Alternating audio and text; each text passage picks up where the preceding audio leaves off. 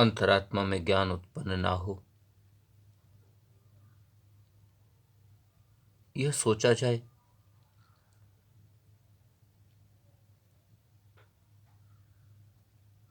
कि ज्ञान न उत्पन्न होने से क्या नुकसान होगा, क्या फर्क पड़ेगा।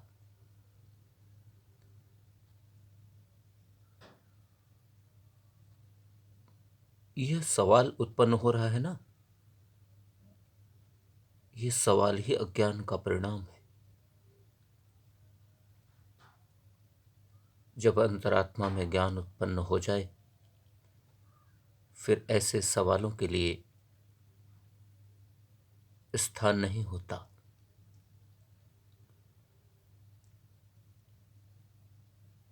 आत्मिक चक्षु खुल जाएं, प्रकाशित हो जाएं,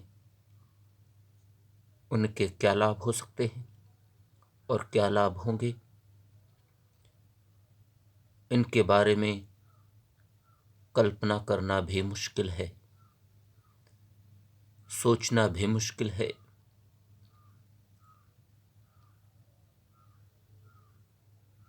इसके लाभ अद्भुत होंगे, अद्वितीय होंगे, अकल्पनीय, अविश्वसनीय होंगे, जिनके बारे में हमने कभी सोचा तक नहीं होगा। ऐसे परिणाम प्राप्त होंगे। और जब आत्मिक ज्ञान उत्पन्न हो जाएगा, उसके बाद तो दुनिया की यह धन संपत्ति, ऐश्वर्य, यश, कीर्ति, ये भौतिकता की चकाचौंध जो हमें अक्सर छलावे में उलझाती रहती है, सब धूमिल सी लगने लगती है। और यही सच है।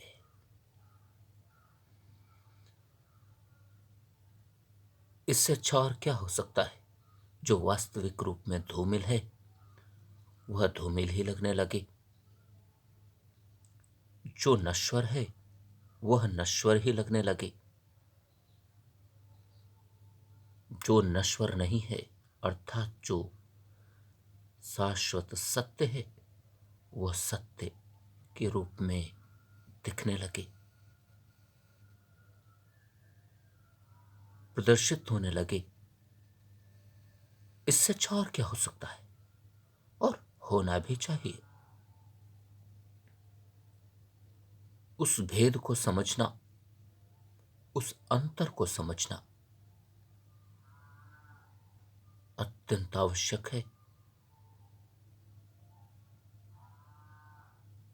क्या सही और क्या गलत, सही और गलत में भेद, सही और गलत में अंतर, सकारात्मकता और नकारात्मकता में अंतर समझ में आ जाए,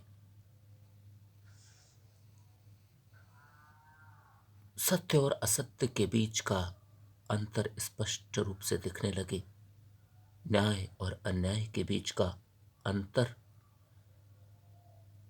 आभासित होने लगे, धर्म अधर्म में अंतर महसूस करके समझ में आने लगे, बेईमानी और ईमानदारी का अंतर, मानवता अमानवीयता में अंतर, हिंसा और अहिंसा में अंतर, शांति अशांति में अंतर, और उसके भेद को हम समझने लगे। इससे अच्छा और क्या हो सकता है। ज्ञान का जब उदय हो जाए तो यह सब स्पष्ट होने लगता है, सब कुछ साफ दिखने लगता है। ज्ञान के चक्षुओं से यह आवरण हट सा जाता है, ये भौतिकता का जाला हट सा जाता है। जो भौतिकता का जाला, जो अज्ञान का आवरण हमेशा हमारे अंतर आत्मा के पट के ऊपर मढ़ा रहता है, और ज्ञान उत्पन्न होने का उद्देश्य भी तो यही है। ज्ञान उत्पन्न होने का रूप भी तो यही है।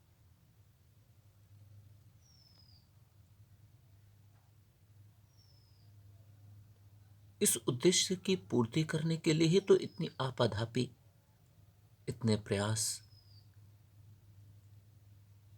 करने पड़ते हैं। और यदि प्रयास भी ना करना पड़े और इतनी आसानी से यह ज्ञान प्राप्त भी हो जाए, तो फिर इसकी महत्ता को हम कैसे समझ पाएंगे? अधिकांश बार ऐसा होता है, जो उपलब्धियां, जो वस्तुएं, जो द्रव्य हमें आसानी से प्राप्त होने लगते हैं, उनकी महत्ता को हम आंक नहीं पाते, उनकी महत्ता को हम महसूस नहीं कर पाते। और अधिकांश बार उनकी महत्ता को उपेक्षित करने लगते हैं, उनकी महत्ता को हम हल्के में लेने लगते हैं, आसान समझ बैठते हैं। यहीं पर अनर्थ हो जाता है, यहीं पर समस्या का जन्म हो जाता है। वहीं यदि हम किसी उपलब्धि को, किसी ज्ञान को, किसी द्रव्य को, किसी वस्तु को मुश्किलों से पाते हैं, कठिनाइयों के बाद पाते हैं, अनेकों प्रयास करने के उपरांत प्राप्त कर पाते हैं, तब हमें उसकी महत्ता का आभास होता है, तब हमें उसकी महत्ता की कीमत महसूस होती है, तब हमें उसकी कीमत बड़ी बड़ी सी लगती है। वह चाहे कोई उपलब्धि हो, या कोई द्रव्य हो, कोई वस्तु हो, या कोई पद, या कुछ अन्य वस्तु। हमें लगता है, अरे ये तो बहुत कीमती है, ये बहुत महत्वपूर्ण है हमारे लिए।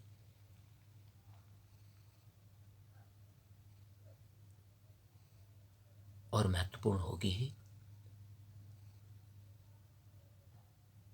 महत्वपूर्ण न होती तो इतनी मुश्किलों के बाद कैसे मिलती यह वस्तु या उपलब्धि? यही सोच, यही विचार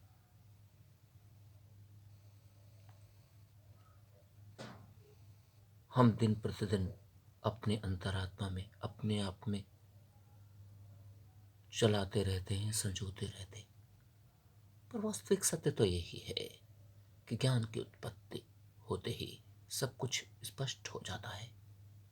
वह आवरण हट जाता है, जिसे हटाने की अत्यंत आवश्यकता है, जो बहुत जरूरी है।